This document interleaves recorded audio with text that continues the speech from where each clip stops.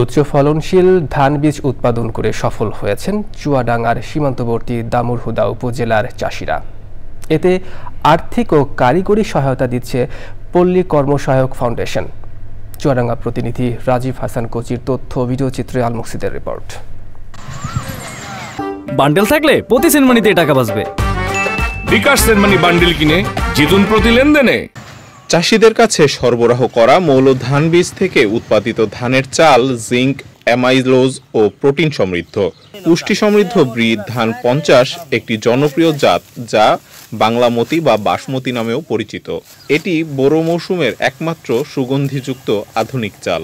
এই ধানটা ফলন করে আমাদের খুবই সচ্ছলতা এসেছে কৃষকদের মাঝে, এবং এই ধানটা আমরা 50 ধান আমরা বিছনের জন্য রেখেছি। ওনাদের পরামর্শ এই ধানটা আমি করেছি, ধানটা খুবই ভালো দেখছি, ধানটা ফলনও যাবে। এটা ওয়েব ফাউন্ডেশন থেকে এটা 96 ধান পুষ্টি সমৃদ্ধ ধান।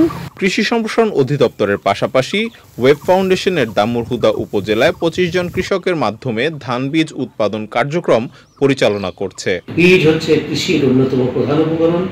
এই ক্ষেত্রে বীজটি যদি ভালো হয় বা মানসম্মত হয় এবং সেটি যদি কৃষকের হাতে থাকে তাহলে কৃষি কার্যক্রম পরিচালনা করা বা ফসল উৎপাদন করা সহজ হবে।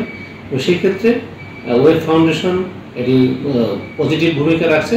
প্রতি বছর আউশ, আমন ও বোরো মৌসুমে বাংলাদেশ ধান গবেষণা ইনস্টিটিউট ব্রিড কাছ থেকে উচ্চ ফলনশীল নতুন জাতের ধানের মৌল বীজ সংগ্রহ করে এবং চাষিদের প্রদর্শনীর মাধ্যমে ধান বীজ সম্প্রসারণের ভূমিকা রাখলে দেশে ভালো মানের বীজের চাহিদা পূরণ হবে, এমনটাই প্রত্যাশা সংশ্লিষ্টদের।